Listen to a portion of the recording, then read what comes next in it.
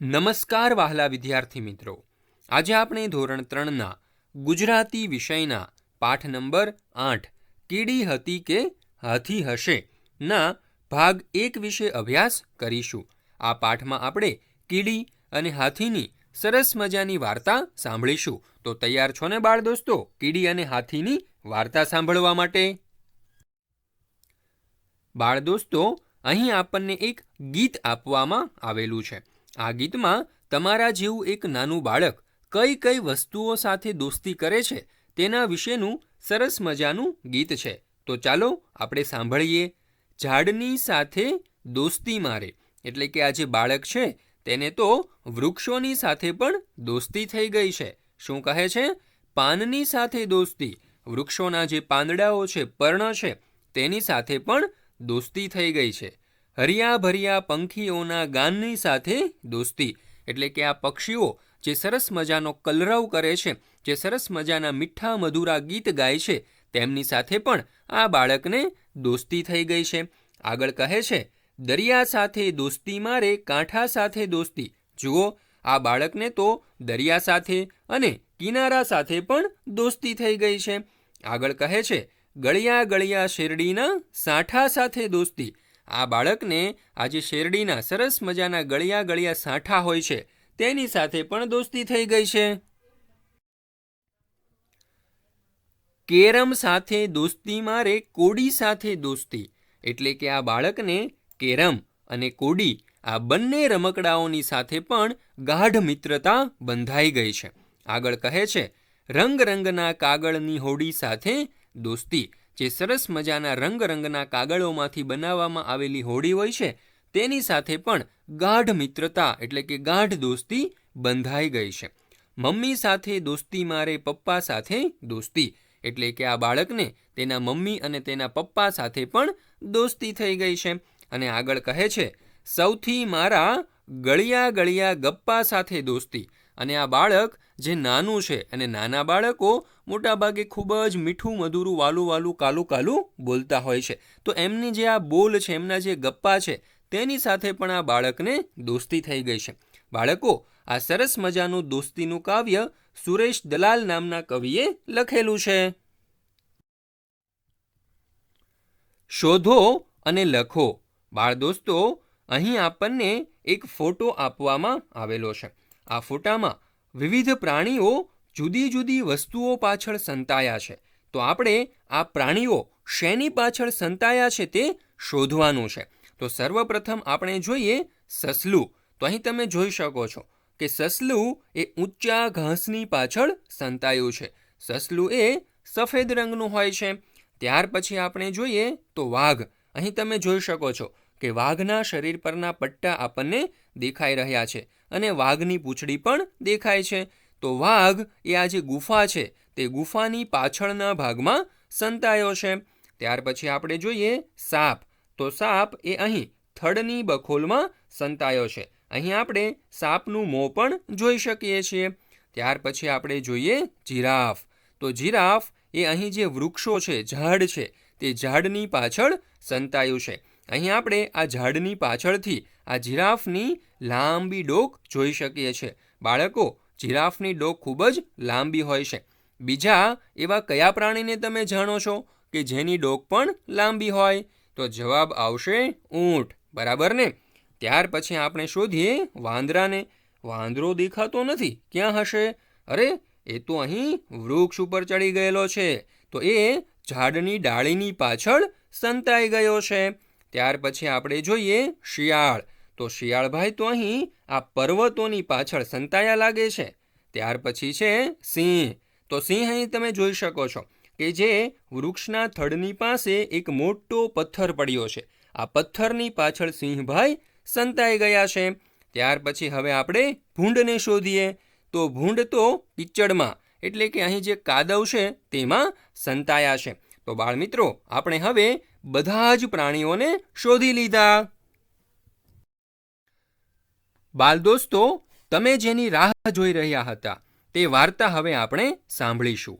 વાર્તાનું નામ છે એન ઘેન દીવા ઘેન. ચંદુ હાથી અને ટીકુ કીડી બેઉ દોસ્ત જંગલમાં રહે. બંને ખૂબ વાતો કરે, વાતોના તડાકા મારી એક દિવસ તેઓ કંટાળ્યા. એક ખૂબ જ મોટું જંગલ હતું.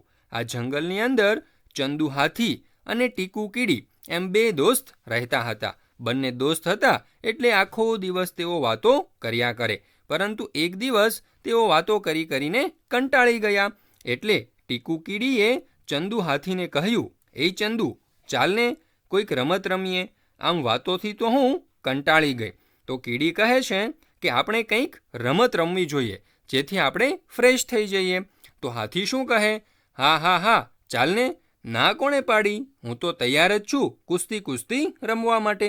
હવે હાથી તો ખૂબ વજનદાર પ્રાણી હોય છે એટલે તે કહે કે ચાલ આપણે કુસ્તી રમીએ, હું ક્યાં ના પાડું છું. તો કીડીબેન કહે, ના રે ના, વંદુડા, તું પણ શી મજાક કરે છે? તારી જોડે કુસ્તી કોણ રમે? આપણે થપ્પો રમીએ, થપ્પો. તો બાળમિત્રો, કીડી બહેન આ હાથી સાથે કુસ્તી રમવાની ના પાડે છે, પરંતુ એક નવો વિકલ્પ આપે છે કે આપણે થપ્પો રમીએ. ટીકુ કીડીએ થપ્પોદા રમવાનું કહ્યું એટલે ચંદુ હાથી થપ્પો રમવા માટે તૈયાર થઈ જાય છે. ત્યાર પછી ટીકુ દાવ દે છે. ચંદુ એક પહોળું ઝાડ જોઈ અને તેની પાછળ ઊભો રહી ગયો. અહીં તમે ચિત્રમાં જોઈ શકો છો કે એક વૃક્ષની પાછળ અહીં આ હાથી છે તે સંતાઈ ગયો છે. ત્યાર પછી કીડી બહેન દાવ દે છે. જુઓ તે કેવી રીતે દાવ દે છે. એન ઘેન દીવા ઘેન, ચંદુ સંતાઈ ગયો કે? મારી આંખો બંધ છે. 1 2 3 આવું કે? 8 9 10, એ ચંદુડા, હું શોધવા આવું છું. એટલે કે કીડી બહેન 10 સુધી 1 to 10 ગણે છે અને ત્યાર પછી ચંદુને શોધવા માટે જાય છે. હવે જેવી જ તે આંખો ખોલે છે એટલે તરત જ દાંત કાઢે છે. હે હે, તું તો ચંદુ સાવ ભોળો રહ્યો. તને તો સંતાતાય નથી આવડતું. તે સંતાવા માટે પહોળું ઝાડ શોધ્યું, પણ સૂંઢ અને પૂંછડી તો તારા દેખાય છે. તું તો ઝાડ કરતાં પણ જાડો છે. હી હી હી. ચંદુનો થપ્પો. એટલે કે કીડી બહેને ચંદુ હાથીને શોધી લીધો અને તેનો થપ્પો પાડી દીધો. ચંદુનો થપ્પો પડી ગયો એટલે ચંદુ વૃક્ષ પાછળથી પાછો આવ્યો અને દાવ આપવા માટે આંખ મીચીને ઊભો રહ્યો અને તે ટીકુ કીડીને કહે છે કે ટીકુડી, હવે મારો દાવ, ચાલ સંતાઈ જા. પછી તે દાવ આપે છે. એન ઘેન દીવા ઘેન, સંતાઈ ગઈ કે? 1 2 3 4 એવી રીતે 10 સુધી ગણે છે અને પછી કહે છે, એ હું આવ્યો. હવે ચંદુએ દાવ દેવાનું શરૂ કર્યું એટલે તેણે પોતાની આંખો બંધ કરી એટલે ટીકુ તો ઝાડના પાંદડા નીચે સંતાઈ ગઈ. ચંદુએ આંખો ખોલી. ત્યાર પછી તે આજુ જુએ છે, બાજુ જુએ છે, આગળ જુએ છે, પાછળ જુએ છે, ઉપર જુએ છે, નીચે જુએ છે, આમ દોડે છે, તેમ દોડે છે, પરંતુ ટીકુ કીડી દેખાતી જ નથી. અંતે તે થાકી જાય છે અને હાંફવા લાગે છે. ત્યાર પછી તે તેની સૂંઢમાંથી એવો પવન ફૂંકે છે. હવે પવન ફૂંકતા જ બધા જ પાંદડાઓ ઉડી જાય છે અને કીડી જે પાંદડા નીચે સંતાણી હતી એ પાંદડું પણ ઉડવા લાગ્યું. એટલા માટે હાથી એ કીડીને જોઈ જાય છે અને કહે છે, ટીકુનો થપ્પો. ત્યારે કીડી કહે, અરે, હું મરી જઈશ, બચાવો. કારણ કે હાથીએ જે ફૂંક મારી હતી તે ફૂંકમાં પાંદડાની સાથે સાથે કીડી પણ ઉડવા લાગી હતી. તો જોયું બાળ દોસ્તો, આ થપ્પોની રમતમાં એક વખત હાથી હારી જાય છે તો એક વખત આ ટીકુ કીડી હારી જાય છે. ત્યાર પછી બંને થોડું પાણી પીવે છે અને ફરી વખત પોતાની રમત શરૂ કરે છે. પરંતુ આ વખતે ચંદુએ હવે બુદ્ધિ વાપરી. તે શું કરે છે તો કે મોટા ગોળ પથ્થરો હતા કાળા રંગના. તેમની વચ્ચે પોતાની પૂંછ, મોં અને કાન સંકોરીને બેસી જાય છે. આપણે દૂરથી જોઈએ તો જાણે કે આપણને પથ્થર હોય એવું જ લાગે. આ હાથી તો લાગે જ નહીં. તો હવે કીડી બહેન દાવ આપે છે. જુઓ, એન ઘેન, ચંદુ સંતાઈ ગયો કે? હું આંખો ખોલું છું. હવે બરાબર સંતાજે હો, પૂંછડી પણ દેખાવી ન જોઈએ. હી હી હી. એટલે કે આ જે કીડી છે તે હાથીને મજાક કરતા કહે છે કે બરાબર સંતાજે, તારી પૂંછડી ન દેખાવી જોઈએ, નહીં તો તારો થપ્પો પડી જશે. ત્યાર પછી ટીકુ આંખો ખોલે છે અને હવે તે ચંદુને શોધવા માટેનો પ્રયત્ન કરે છે. પણ ચંદુ તો શું, તેની પૂંછડી પણ આ વખતે દેખાતી ન હતી, કારણ કે આ વખતે તો હાથીએ બુદ્ધિ વાપરી હતી અને તે બરાબર રીતે સંતાણો હતો. ટીકુએ તો એક મસ્ત મોટા પથ્થર ઉપર ચડી અને પણ જોયું કે હાથી તેને ક્યાંય દેખાઈ જાય, પણ ચંદુ હાથી ક્યાંય ન મળે. અંતે થાકીને તે પથ્થર પરથી નીચે ઉતરી ગઈ અને તે બોલવા લાગી, આવડો મોટો ચંદુ સંતાયો ક્યાં હશે? કેમ મને તે દેખાતો નથી? ટીકુ જે પથ્થર પર ચઢેલી તે પથ્થર ઊભો થયો. અરે, એ તો ચંદુ હતો. તે જોર જોરથી બૂમો પાડવા માંડ્યો, હું જીતી ગયો, હું જીતી ગયો. એટલે કે આ વખતે ચંદુ હાથી જીતી ગયો એટલે તેને ખૂબ જ ખુશી થઈ અને તે બૂમો પાડવા લાગ્યો કે હું જીતી ગયો, હું જીતી ગયો. ત્યારે ટીકુ કીડી કહે છે, સારું સારું, કંઈ વાંધો નહીં, હવે મારો વારો છે સંતાવાનો, તું આંખો બંધ કર. ત્યાર પછી ટીકુ કીડીના સંતાવાનો વારો આવ્યો. તો આ વખતે ટીકુ કીડી પણ અક્કલ વાપરે છે, પોતાની બુદ્ધિ વાપરે છે. તે આ હાથીના પગ ઉપર થઈ અને ચંદુના કાન પાછળ સંતાઈ જાય છે. હવે ચંદુ હાથીની ચામડી તો જાડી હોય એટલે ચંદુને ખબર પણ ન પડી કે આ કીડી તેના કાનની પાછળ સંતાઈ ગઈ. ત્યાર પછી ચંદુએ આંખો ખોલી અને ટીકુને શોધવાનો પ્રયત્ન કર્યો. તો આ ચંદુ હાથી ઝાડની ઉપર જુએ છે, ઝાડની નીચે જુએ છે, ડાળીઓમાં જુએ છે, પાંદડાઓમાં જુએ છે, આંખો ઝીણી કરીને જુએ છે, પરંતુ આ ટીકુ કીડી તેને ક્યાંય મળતી નથી. અંતે આ હાથી કહે છે, ટીકુડી, તું દેખાતી કેમ નથી? હું હારી ગયો અને તું જીતી ગઈ. ટીકુબાઈ, હવે તમે જ્યાં પણ સંતાયા હોય ત્યાંથી બહાર આવો. ત્યારે કીડી કહે છે, હું જીતી ગઈ, હું જીતી ગઈ. તે ખૂબ જ ખુશ થઈ જાય છે અને કહે છે, આ રહી હું તારા કાનની પાછળ સંતાણી હતી. તને તો ખબર પણ નથી કે હું તારા ઉપર ચડી અને તારા કાન પાછળ સંતાઈ ગઈ હતી. આવું કહી અને કીડી તો હસવા લાગે છે. ચંદુ હાથી ટીકુ કીડીને કહે છે, એકવાર તું જીતી અને એકવાર હું જીત્યો. તો કીડી કહે, એકવાર હું હારી અને એકવાર તું હાર્યો ચંદુડા. આ સાંભળી અને હાથી કહે, એ તો ઠીક છે, પણ જો આપણે ઝાડની રમત રમ્યા હોત તો હું જ જીતી જાત, કારણ કે હાથી ખૂબ કદ્દાવર અને શક્તિશાળી પ્રાણી છે અને આ રમતમાં તો જે સૌથી મોટું ઝાડ પાડી આપે તે જ જીત્યા ગણાય અને હાથી જ સૌથી મોટું ઝાડ પાડી આપે. આવું કહી અને તે હસવા લાગે છે. તો આ સાંભળી કીડી પણ હસે છે અને તે કહે છે, એમ તો આપણે જો દરની રમત રમ્યા હોત ને તો હું પણ જીતી જાત, કારણ કે આ રમતની અંદર જે નાનામાં નાના દરમાં ઘૂસી શકે એ જ જીતી જાય અને હું તો એકદમ નાની છું, એટલા માટે હું જ નાનામાં નાના દરમાં ઘૂસી શકું. આમ કહીને કીડી પણ હસવા લાગે છે.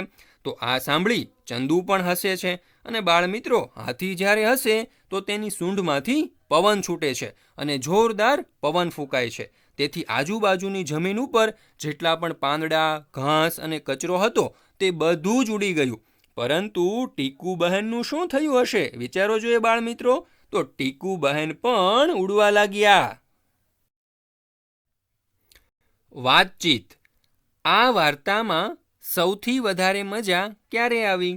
ઉત્તર, હાથીની સૂંઢમાંથી કરતો પવન ફૂંકાયો તેથી બધા પાંદડા ઉડી ગયા. કીડીવાળું પાંદડું ઉડી ગયું. આ વાર્તામાં મને ત્યારે ખૂબ જ મજા આવી હતી. બીજો સવાલ, હાથી હાંફ્યો તો કીડી ઉડીને ક્યાં પડી હશે? ઉત્તર, હાથી હાંફ્યો અને તેની સૂંઢમાંથી પવન ફૂંકાયો તેથી બધા પાંદડા સાથે કીડીવાળું પાંદડું ઉડ્યું અને સાથે સાથે કીડી પણ ઉડી ગઈ અને તે હાથીના પગ પાસે પડી હશે.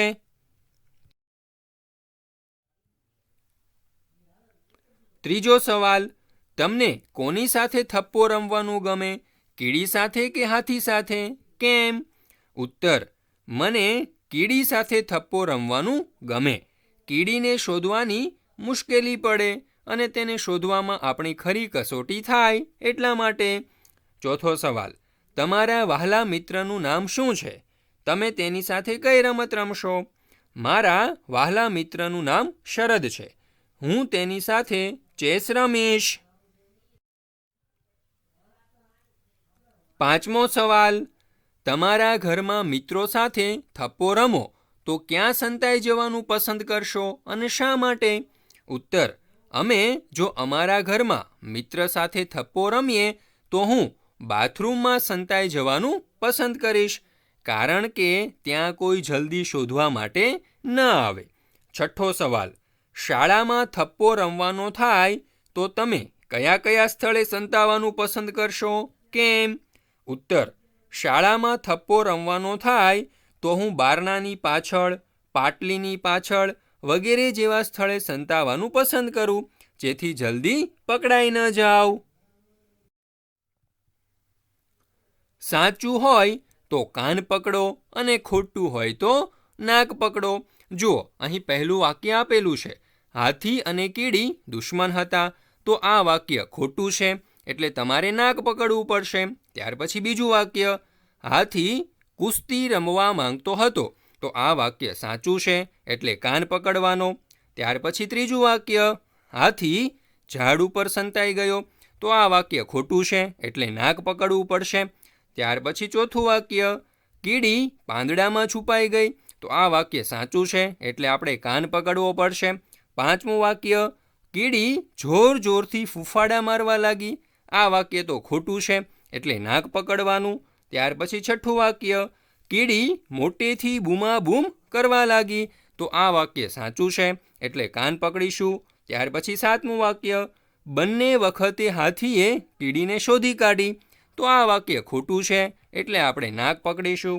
આઠમું વાક્ય, હાથી કાળા ખડકો વચ્ચે સંતાઈ ગયો, તો આ વાક્ય ખોટું છે, એટલે આપણે નાક પકડીશું.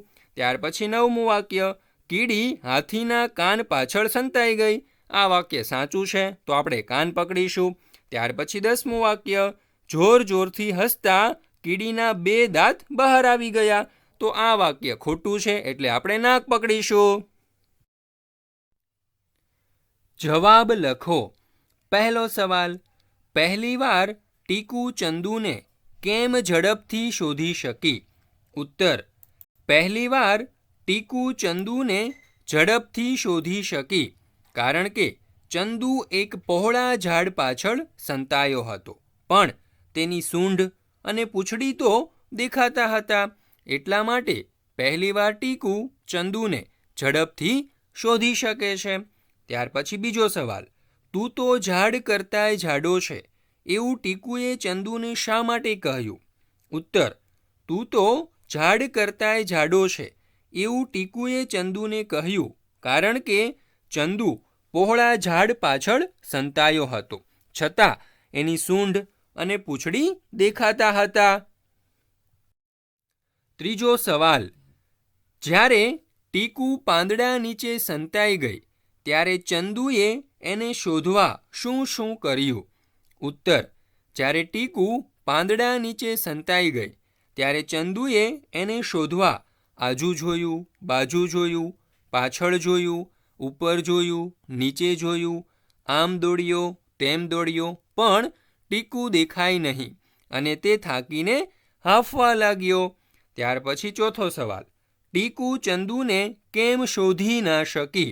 ઉત્તર, ચંદુ બુદ્ધિ વાપરીને મોટા મોટા ગોળ પથ્થરો વચ્ચે પૂંછ, મોં, કાન સકોરીને બેસી ગયો હતો. તે એક પથરા જેવો જ લાગતો હતો, તેથી ટીકુ ચંદુને શોધી ના શકી. પાંચમો સવાલ, ટીકુને ક્યારે નવાઈ લાગી? ઉત્તર, ટીકુ જે પથ્થર પર ચઢેલી હતી તે પથ્થર ઊભો થયો, એ પથ્થર નહીં પણ હાથી જ હતો, તે જાણીને ટીકુને નવાઈ લાગી. છઠ્ઠો સવાલ, ચંદુ થપ્પો ન કરી શકે માટે ટીકુએ શી યુક્તિ કરી? ઉત્તર: ચંદુ થપ્પો ન કરી શકે માટે ટીકુએ અક્કલ વાપરી. તે પગ પર થઈ અને ચંદુના કાન પાછળ સંતાઈ ગઈ. વાંચો, વિચારો, ઓળખો અને લખો. બાળમિત્રો, અહીં કાઉન્સમાં તમને કેટલાક વાક્ય આપવામાં આવેલા છે. આ વાક્ય જો કીડી બોલતી હોય તો કીડીની નીચે લખવાના છે, અને હાથી બોલતો હોય તો હાથીની નીચે, અને જો બંને બોલતા હોય તો બંનેની નીચે આપણે લખીશું. તો જોઈએ, સર્વપ્રથમ અહીં કીડીના ખાનામાં આપણે લખીએ મશ્કરી કરે છે, અને હાથીના ખાનામાં લખીએ હવે મારો દાવ. ત્યાર પછી કીડીના ખાનામાં બીજું વાક્ય આપણે લખીએ બચાવો બચાવો, કારણ કે આ વાક્ય કીડી બોલે છે. જ્યારે હાથી બોલે છે ચાલ સંતાઈ જા. ત્યાર પછી બંનેમાં ત્રીજું વાક્ય લખીએ એન ઘેન દીવા ઘેન, અને હાથી પણ આ વાક્ય બોલે છે એન ઘેન દીવા ઘેન. જ્યારે બંને દાવ આપે છે ત્યારે આ વાક્ય બોલતા હોય છે. ત્યાર પછી હવે ચોથું વાક્ય જોઈએ તો કીડી બોલે છે હવે બરાબર સંતાજે, ત્યારે હાથી કહે છે એકવાર તું જીતી. જોઈએ હવે પાંચમું વાક્ય તો કીડી કહે છે એકવાર તું હાર્યો. જ્યારે હાથીએ એક વાક્ય કહ્યું હતું બહાર આવ હવે, તો કીડી માટે છઠ્ઠું વાક્ય નથી પરંતુ હાથી માટે છે. શું કહે છે તે? એકવાર હું જીત્યો. આપેલા વાક્યનો અર્થ સમજાતો હોય તેવો વિકલ્પ પસંદ કરો અને ખરાની નિશાની કરો. તો અહીં આપણને પ્રથમ સવાલ આપેલો છે ચંદુ એક જાડા ઝાડ પાછળ સંતાઈ ગયો. પ્રથમ વિકલ્પ છે ઝાડ જાડું હોય તો જ હાથી સંતાઈ શકે. બીજો વિકલ્પ છે ઝાડ જાડું હોય તો જ હાથી નાનો દેખાય. અને ત્રીજો વિકલ્પ છે હાથી કોઈ પણ ઝાડ પાછળ સંતાઈ શકે. તો સાચો જવાબ આવશે ઝાડ જાડું હોય તો જ હાથી સંતાઈ શકે. ત્યાર પછી બીજું વાક્ય ટીકુએ અક્કલ વાપરી. પ્રથમ ઓપ્શન ટીકુએ ચિત્ર દોરવામાં બધા રંગ વાપરી કાઢ્યા. ત્યાર પછી બીજો ઓપ્શન ટીકુએ બુદ્ધિના બાલ ખરીદ્યા અને ખાઈ નાખ્યા. ત્યાર પછી ત્રીજો ઓપ્શન ટીકુ પાસે ઓછા રંગ હતા છતાં તેણે બુદ્ધિ વાપરી આખું ચિત્ર પૂર્ણ કર્યું. તો અહીં સાચો જવાબ આવશે ટીકુ પાસે ઓછા રંગ હતા છતાં તેણે બુદ્ધિ વાપરી આખું ચિત્ર પૂર્ણ કર્યું. ત્યાર પછી જોઈએ ત્રીજું વાક્ય ચંદુએ આંખો ઝીણી કરી. તો પ્રથમ વિકલ્પ છે ચંદુ ધ્યાનપૂર્વક જોવા લાગ્યો. બીજો વિકલ્પ છે ચંદુને દૂરનું દેખાતું ન હતું. અને ત્રીજો વિકલ્પ છે ચંદુની આંખો ઝીણી હતી. તો સાચો જવાબ આવશે ચંદુ ધ્યાનપૂર્વક જોવા લાગ્યો. ત્યાર પછી ચોથું વાક્ય વાતોના તડાકા મારવા. તો પ્રથમ ઓપ્શન છે વાતો કરતા કરતા કૂદકા મારવા લાગવું. બીજો ઓપ્શન ઘણી બધી વાતો કરવી. અને ત્રીજો ઓપ્શન છે તડકામાં વાતો કરવી. તો સાચો જવાબ આવશે ઘણી બધી વાતો કરવી. ત્યાર પછી જોઈએ પાંચમું વાક્ય હસતા હસતા ચંદુના દાંત બહાર આવી ગયા. પ્રથમ વિકલ્પ છે ચંદુ દાંત બહાર કાઢીને હસવા લાગ્યો. બીજો વિકલ્પ ચંદુ ખડખડાટ હસવા લાગ્યો. અને ત્રીજો વિકલ્પ છે ખડખડાટ હસતા ચંદુના દાંત દેખાવા લાગ્યા. તો સાચો જવાબ આવશે ખડખડાટ હસતા ચંદુના દાંત દેખાવા લાગ્યા. વાંચો અને લખો. પહેલું વાક્ય બાહુબલી કુસ્તીમાં પ્રથમ આવ્યો. ત્યાર પછી બીજું વર્ગમાં છોકરીઓ તનુને લાડુ લાડુ કહી મશ્કરી કરવા લાગી. ત્રીજું વાક્ય કાચબાની પીઠ પથ્થર જેવી હોય છે. ચોથું વાક્ય રીટાએ થપ્પો રમતા ઝટ દઈને સુનિલને શોધી કાઢ્યો. પાંચમું વાક્ય નકામી વસ્તુમાંથી કંઈક નવું બનાવવા અક્કલ વાપરવી પડે.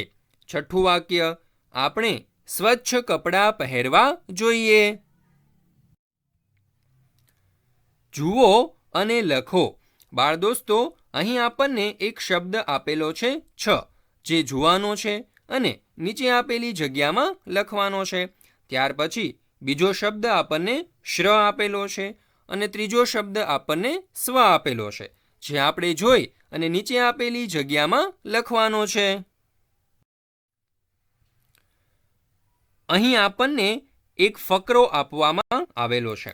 આ ફકરામાં છ, શ્ર અને સ્વ શબ્દ જેમાં પણ આવતા હોય તેવા શબ્દ નીચે આપણે લીટી કરવાની છે.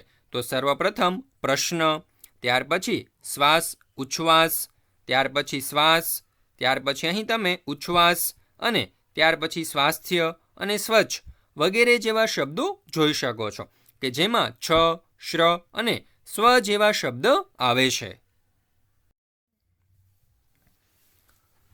છ, શ્ર અને સ્વથી બનતા અહીં કેટલાક શબ્દ આપણને આપેલા છે, જે નીચે આપેલા કોષ્ટકમાં આપણે લખવાનો પ્રયાસ કરીએ. તો સર્વપ્રથમ છ થી બનતા શબ્દ લખીએ. તેમાં આવશે સ્વેચ્છા, ઈચ્છા, હિતેચ્છુ, પીચ્છ, ઔચ્છવ, તુચ્છ અને કચ્છ. ત્યાર પછી શ્રથી બનતા શબ્દો લખીએ, પ્રશ્ન અને કમિશનર. અને ત્યાર પછી છેલ્લે શ્વથી બનતા શબ્દ લખીએ. તો તેમાં આવશે અશ્વ, પાશ્વ, શ્વેત, ઈશ્વર, વિશ્વ અને વિશ્વાસ.